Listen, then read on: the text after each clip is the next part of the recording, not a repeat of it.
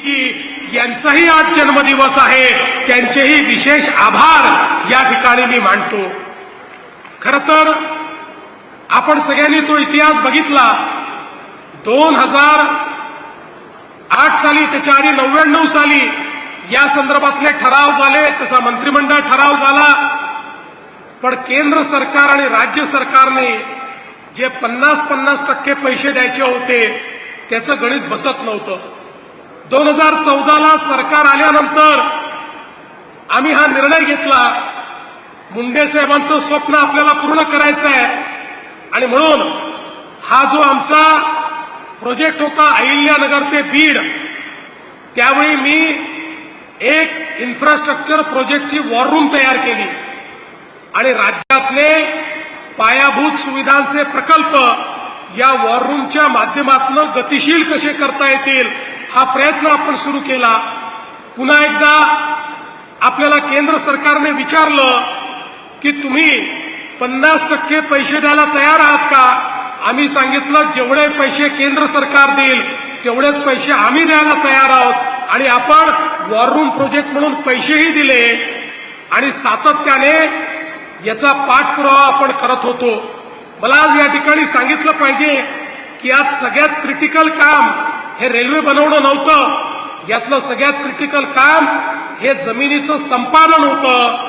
आणि जवळपास वॉर रूमच्या 8 बैठका या जमीन संपादनाकरता आपण केल्या, ज्यामध्ये पंकजाताई होत्या, ज्याच्यामध्ये प्रीतमताई होत्या, ज्याच्यामध्ये मोठ्या प्रमाणात इथले सगळे कलेक्टर्स होते, इथले अधिकारी होते.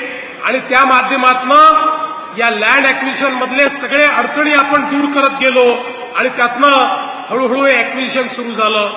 मला हेही नमूद केलं पाहिजे की मध्यंतरीच्या काळामध्ये ज्यावेळेस काही काळ सत्ता बदल झाला त्यावेळी तेव्हाच्या सरकारने निर्णय घेतला की कुठल्याच रेल्वे प्रकल्पाला आम्ही 50% पैसे देणार नाही.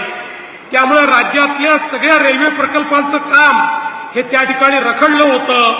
पण मला सांगताना आनंद वाटतो, शिंदे साहेबांच्या नेतृत्वात पुन्हा आपलं सरकार आलं.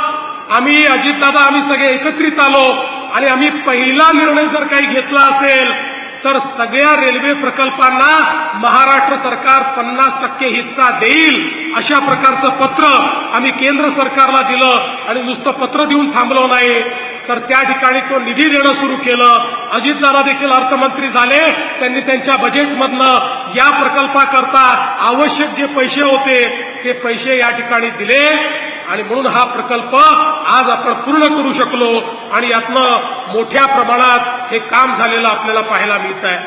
आणि म्हणून मी याकरता मोदीजींचे आभार मानेन की मोदीजींनी गेल्या 10 वर्षामध्ये मराठवाड्यातल्या रेल्वे प्रकल्पाकरता 21,000 कोटी रुपये दिले. 21,000 कोटी रुपये.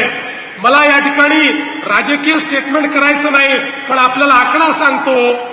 या मराठवाड्याकरता त्याच्या पूर्वीच्या 10 वर्षामध्ये 450 कोटी रुपये मिळाले होते. 450 कोटी रुपये. आणि मोदीजींनी 10 वर्षात 21,000 कोटी रुपये मराठवाड्याच्या रेल्वे करता दिले. आणि म्हणून आज हे सगळे प्रोजेक्ट्स या ठिकाणी पूर्ण होऊ शकतायत. याचं कारण हे जे पैसे माननीय मोदी साहेबांनी दिले त्यातनं मोठ्या प्रमाणात हे परिवर्तन झालेलं आपल्याला पाहायला मिळत आहे. मी मराठवाड्याच्या जनतेला, बीडच्या जनतेला सांगू इच्छितो, आमचं सरकार हे मराठवाड्याच्या पाठीशी आहे. मगाशी खासदार साहेबांनी सिंचनाचा प्रश्न देखील उपस्थित केला.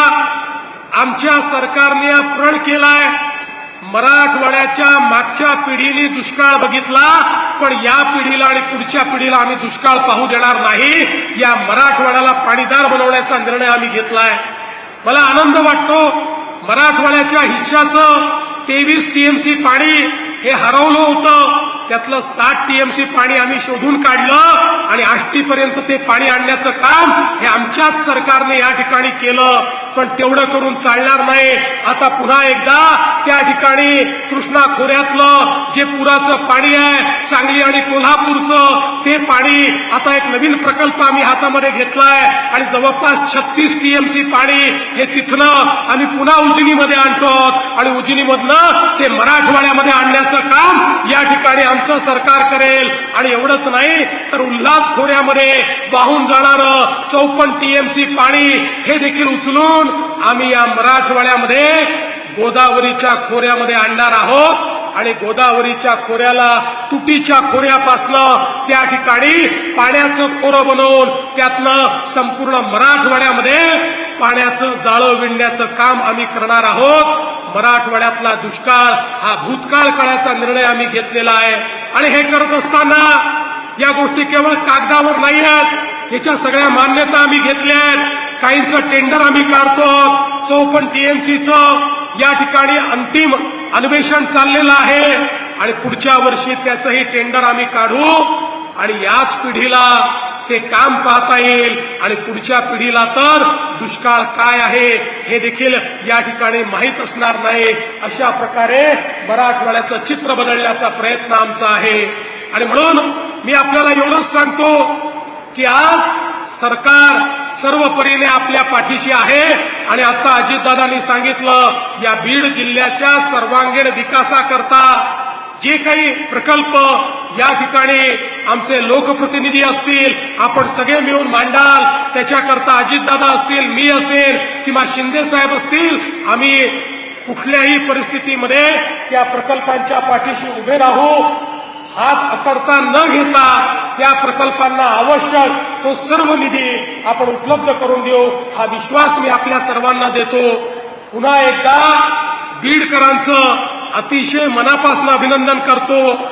ही रेल्वे पोचलेली नाही, ही विकासाची एक वाहिनी तुमच्यापर्यंत पोचली आहे. लक्षात ठेवा, जिथे रेल्वे पोचते तिथेच विकास पोचतो. त्यामुळे विकासाची वाहिनी तुमच्यापर्यंत पोचल्याबद्दल तुमचं मनापासून अभिनंदन करतो आणि माझं बोलणं संपवतो. धन्यवाद.